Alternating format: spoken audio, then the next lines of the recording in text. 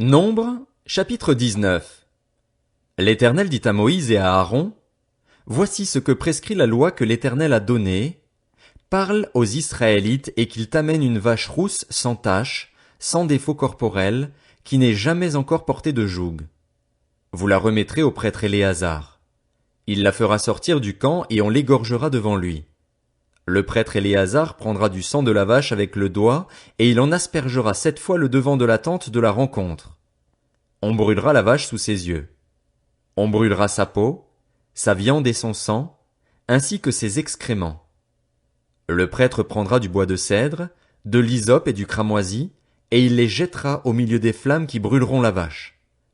Le prêtre lavera ses vêtements, il lavera son corps dans l'eau, puis il rentrera dans le camp. Il sera impur jusqu'au soir. Celui qui aura brûlé la vache lavera ses vêtements et son corps dans l'eau. Il sera impur jusqu'au soir. Un homme pur rassemblera les cendres de la vache et les déposera à l'extérieur du camp, dans un endroit pur. On les gardera pour l'assemblée des Israélites afin de les utiliser pour faire l'eau de purification. C'est une eau expiatoire. Celui qui aura rassemblé les cendres de la vache lavera ses vêtements. Il sera impur jusqu'au soir. Ce sera une prescription perpétuelle pour les Israélites et pour l'étranger en séjour parmi eux. Si quelqu'un touche un cadavre, celui d'un être humain quel qu'il soit, il sera impur pendant 7 jours. Il se purifiera avec cette eau le 3e et le 7e jour, et il sera pur. En revanche, s'il ne se purifie pas le 3e et le 7e jour, il ne sera pas pur. Toute personne qui touche un cadavre, celui d'un être humain mort, sans se purifier rend impur le tabernacle de l'Éternel. Elle sera exclue d'Israël. Comme l'eau de purification n'a pas été versée sur elle, elle est impure et son impureté reste sur elle. Voici la loi. Lorsqu'un homme mourra dans une tente, toute personne qui entrera dans la tente ou s'y trouvera sera impure pendant 7 jours. Tout récipient ouvert, sur lequel il n'y a pas de couvercle attaché, sera impur. Toute personne qui touchera dans les champs un homme tué par l'épée ou mort de manière naturelle, des os humains ou un tombeau, sera impur pendant 7 jours. On prendra, pour la personne impure, des cendres de la victime expiatoire qui a été brûlée et on mettra dessus de l'eau vive dans un vase. Un homme pur prendra de l'hysope et la trempera dans l'eau. Puis il en aspergera la tente, tous les ustensiles, les personnes qui sont là ainsi que la personne qui a touché des os, un homme mort de manière violente ou naturelle ou un tombeau. Celui qui est pur aspergera la personne impure le 3e et le 7e jour, et il la purifiera le 7e jour. Il lavera ses vêtements, se lavera dans l'eau, et le soir il sera pur. Un homme impur qui ne se purifiera pas sera exclu de l'assemblée, car il rend impur le sanctuaire de l'Éternel. Comme l'eau de purification n'a pas été versée sur lui, il est impur. Ce sera pour eux une prescription perpétuelle. Celui qui fera l'aspersion avec l'eau de purification lavera ses vêtements, et celui qui touchera l'eau de purification sera impur jusqu'au soir. Tout ce que touchera la personne impure sera impur et, si quelqu'un la touche, il sera impur jusqu'au soir. Nombre, chapitre 20. Toute l'assemblée des Israélites arriva dans le désert de Tsin le 1er mois et le peuple s'arrêta à Kadès. C'est là que Myriam mourut et fut enterrée. Il n'y avait pas d'eau pour l'assemblée. On se souleva donc contre Moïse et Aaron. Le peuple chercha querelle à Moïse. Ils dirent, Si seulement nous avions expiré lorsque nos frères ont expiré devant l'Éternel. Pourquoi avez-vous fait venir l'assemblée de l'Éternel dans ce désert? Est-ce pour que nous y mourions, nous et notre bétail? Pourquoi nous avez-vous fait quitter l'Égypte, si c'est pour nous amener dans cet endroit de malheur? Ce n'est pas un endroit où l'on puisse semer, et il n'y a ni figuier, ni vigne, ni grenadier, ni eau à boire. Moïse et Aaron s'éloignèrent de l'assemblée pour se rendre à l'entrée de la tente de la rencontre. Ils tombèrent le visage contre terre et la gloire de l'Éternel leur apparut. L'Éternel dit à Moïse, Prends le bâton et convoque l'assemblée, toi ainsi que ton frère Aaron. Vous parlerez au rocher en leur présence et il donnera son eau. Tu feras sortir pour eux de l'eau du rocher et tu feras boire l'assemblée et leur bétail.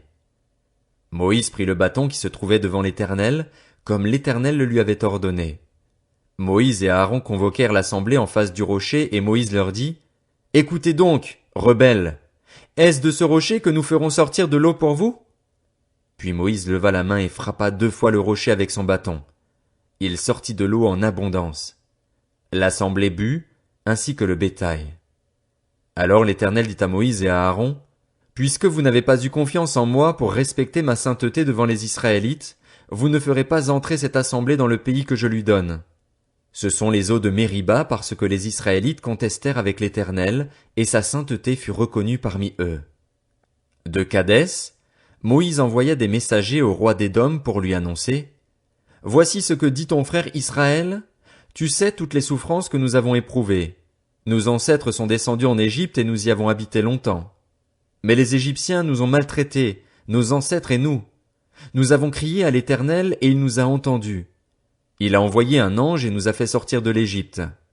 Nous nous trouvons à Kadès, ville située à l'extrémité de ton territoire. Laisse-nous passer par ton pays. Nous ne traverserons ni les champs ni les vignes et nous ne boirons pas l'eau des puits.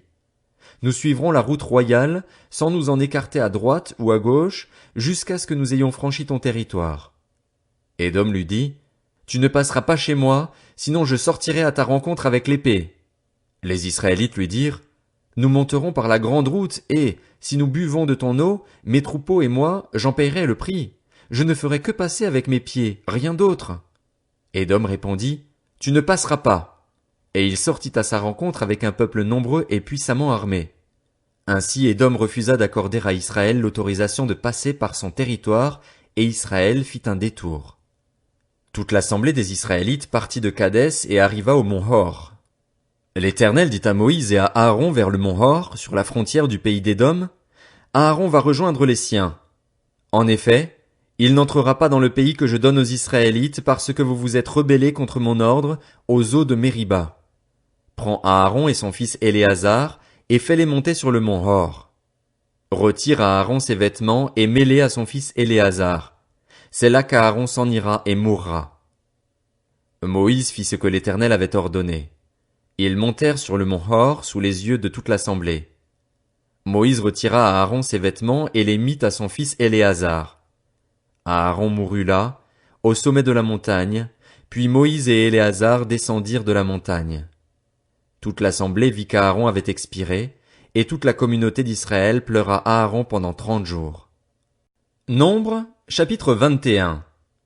Le roi d'Arad, un Cananéen qui habitait le sud, apprit qu'Israël venait par la route d'Atarim. Il combattit Israël et emmena des prisonniers. Alors Israël fit ce vœu à l'Éternel, si tu livres ce peuple entre mes mains, je vouerai ces villes à la destruction. L'Éternel exauça Israël et lui livra les Cananéens. On les voua à la destruction, ainsi que leurs villes, et l'on appela cet endroit Horma.